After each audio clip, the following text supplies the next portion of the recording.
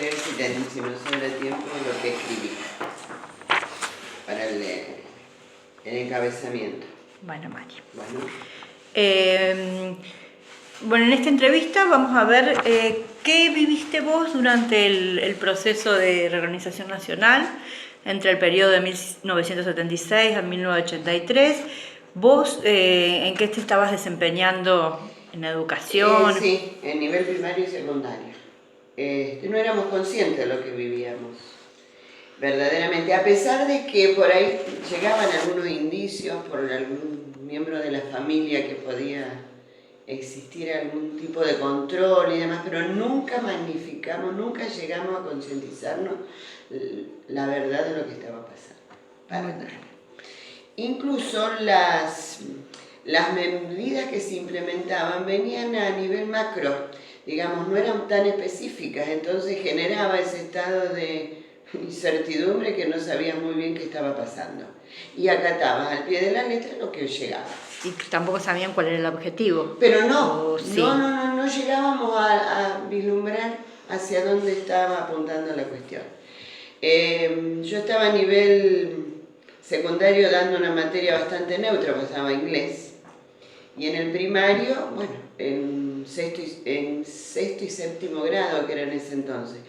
Pero nunca llegó ningún documento, ningún curso, ninguna capacitación explícita de lo que ellos querían.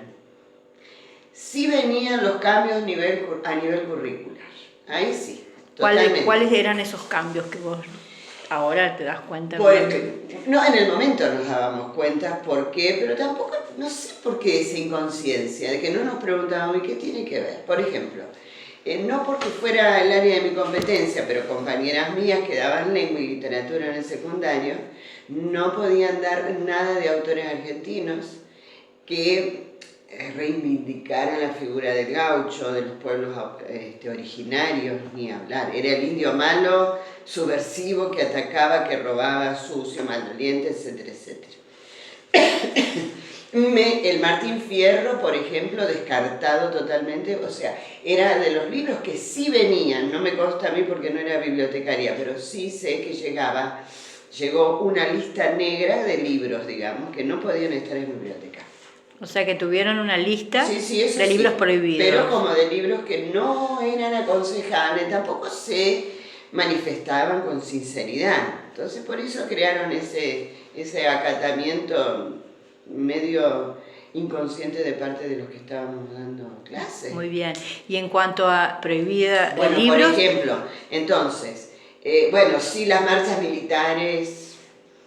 a nivel música. ¿Cómo eran los actos escolares? Los actos escolares, bueno, no había demasiado cambio, pero sí, por ejemplo, el Día de la Raza. Sí, el Día de la Raza había que todos los homenajes a Colón y etcétera, etcétera. Y nos costó muchísimo poder sacarnos esa idea de no festejar el 12 de octubre como lo veníamos haciendo. Yo ahora hace unos años que no estoy en ejercicio, pero veo a través de mis nietos o por algún motivo que me acerco a la escuela, bueno, sí son verdaderamente, no se dejó de realizar un acto en relación a la fecha, sino desde otra perspectiva totalmente diferente. Eso por un lado. El resto de los actos escolares no hay demasiado cambio.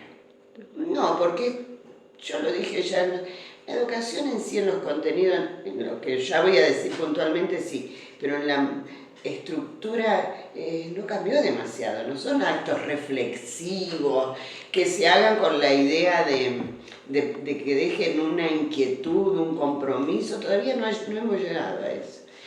Pero por ejemplo, en matemáticas, que sí yo estaba en primario y bueno, no hablar de la idea de la teoría de conjunto, para nada. Otra cuestión, la campaña del desierto. Yo en ese momento, si bien era titular en idioma inglés, había tenido una suplencia por razones particulares se llamaba dibujo. No plástica, sino dibujo, la materia, del secundario, ciclo básico del secundario. Bueno, ¿qué hicimos? Motivamos a nuestros alumnos para que participaran en un concurso que venía desde, no me acuerdo qué entidad, pero llegaban a las escuelas, entidades oficiales. Entonces pintábamos escenas de la campaña del desierto, en homenaje a la campaña del desierto y a Julio Argentino Rock. Es un horror ahora, pero antes no buscábamos la forma más hermosa de poder representar el cómo era colectivo. masacrado nuestros primeros habitantes, increíble. Bueno, ese estado que te dije antes, casi de inconsciencia que vivíamos. Bueno, ¿presenciaste el retiro o prohibición de algún docente, No, colega? no, ni se dio en nuestra zona? comunidad. En la zona cercana a nosotros no. En Villa María, que es donde yo me formé, sí. Incluso sé de algunos profesores que hasta el día de hoy están dados como desaparecidos, profesor de historia. Y otros que a último momento tuvieron que dejar el país y volvieron no hace mucho. Y compañeras mías que también tuvieron que dejar el país. Y tuvieron que dejar el país, ¿por qué? Porque se habían formado en ciencias de la educación. Entonces, bueno, y eran militantes del peronismo generalmente, unas radicales. Bueno, se fueron a México, otras a España, algunas volvieron, otras no, porque bueno, formaron su vida allá, vienen y van. Sí, ahí me consta, pero acá en la zona no se conoció. Bueno, y la familia, ¿cómo actuaba con respecto a la escuela? ¿Tenía participación? No. Nada. La familia era convocada solamente cuando había problemas, pero graves ya. No. La comunicación que era con la familia era la reunión de padres, como docente te estoy hablando ya de esta. La reunión de padres y bueno, el llamado cuando el alumno tenía algún problema serio, pero si no para nada. Y alguna invitación de algún acto que participaba el hijo, pero no era una participación activa y fluida como es en la actualidad. Eso sí se diferencia mucho. Bien, dice, como vos habías dicho en el currículum, dice, ¿influía la transmisión que vos deseabas transmitir con respecto a lo que te decían que debías transmitir? A lo mejor vuelvo, con ese estado de semi-inconsciencia que teníamos no nos dábamos cuenta. Y a lo mejor coincidíamos. No para nada en esa cuestión de control y de aniquilamiento, pero que no éramos conscientes. Entonces como acá estábamos como en un limbo, no nos dábamos cuenta. Y jamás tuvimos un llamado de atención. Y las noticias que tenían... Y en el aula éramos bastante libres, pero claro, teníamos una idea incorporada que no nos podíamos mover de la currícula en el sentido. Entonces sí, tenía un margen de libertad, pero dentro de lo que venía. Ustedes solas... Sí, solitas, nadie nos decía nada, éramos como ya una rutina que nos habían impuesto. Bien, ¿y cuáles eran los recuerdos más lindos que tuviste de esa época? De esa época, bueno, el poder trabajar en la docencia, que era lo que a mí me gustaba, el contacto como docente me estás diciendo, el contacto con y en relación a la época, ¿no?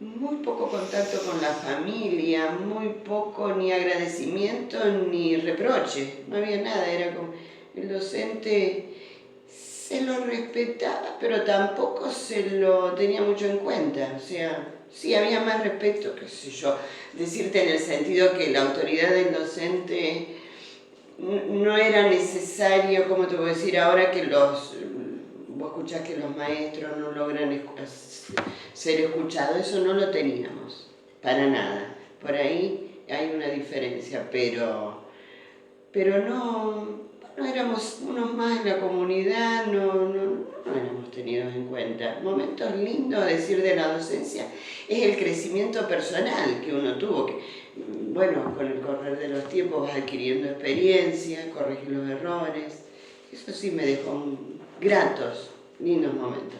Y el haber ido, de alguna manera, como seguí siempre estudiando, bueno, me pude insertar en otros lugares de la sociedad y eso fue muy, positivo, lo veo positivo y como un grato recuerdo. ¿Y en qué momento ustedes se dan cuenta de esa situación que se estaba viviendo y que ustedes no lo habían hecho consciente? Y bueno, cuando ya fue muy evidente, no lo pudieron más. Cuando ya vinieron los choques, donde había persecución, los movimientos en Córdoba, ya ahí nos dimos cuenta, pero ¿qué está pasando? Verdaderamente algo ¿Y las grave. noticias que tenían, las tenían por la radio, por la tele o...? Muy poco. Más el boca a boca de lo que venía, porque había estado en la ciudad, por los diarios muchos no decían, en determinado lugar, o en mi caso, que bueno, mi marido era cooperativista, entonces actuaba con cierto cuidado, ¿sí? Entonces era de ahí, sí, ya empezamos, ya te digo, pero por relaciones muy privadas y personales nos fuimos enterando de lo que pasaba verdaderamente, porque en algunas oportunidades él fue cuestionado sin tener problemas, pero bueno, le dieron datos de que había estado en tal reunión, porque se reunían por las cuestiones de la Federación Agraria, y entonces como que les hacían saber que habían sido vistos, que sabía dónde había sido la reunión, en qué diario había aparecido, así. Esa persecución que... Entonces ahí empezó a ser evidente. Sí, ya después empezaron los organismos de los derechos humanos, algunos escritores, algunos artistas que empezaron a volver al país y a través de sus canciones. Bueno, estaba Charly García, que nunca se fue, y bueno, lo entendimos sus letras, porque hasta ese analfabetismo de no haber interpretado, dijimos, pero ¿cómo tan ignorantes? Oído sordo hicimos. Bueno, empezamos a interpretar toda esa metáfora que venían diciéndonos por todos lados, ¿no?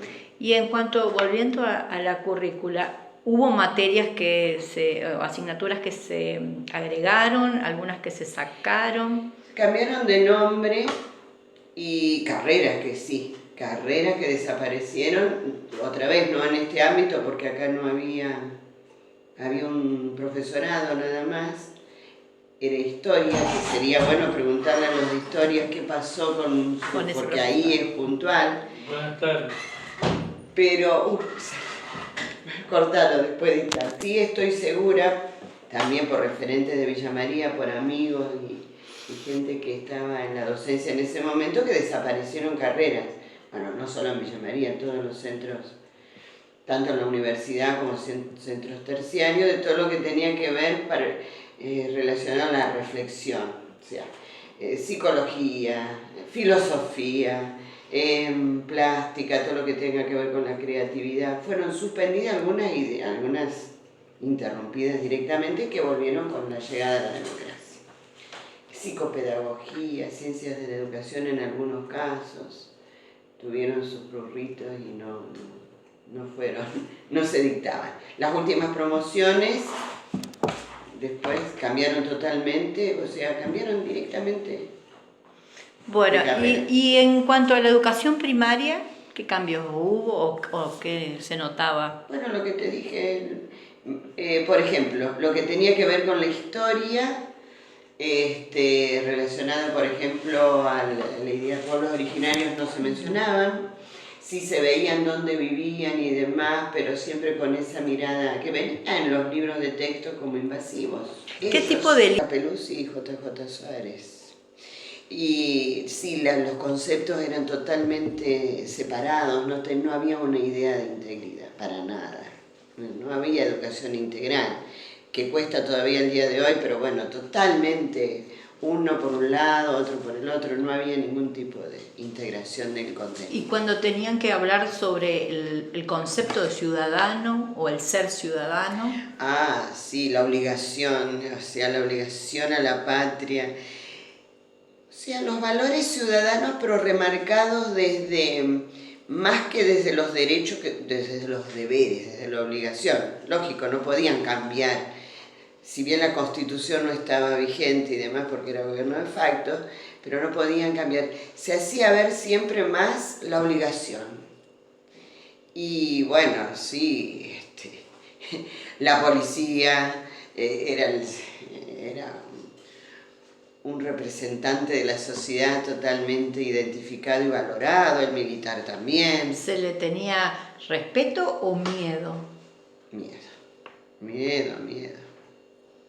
O sea, ese miedo que sí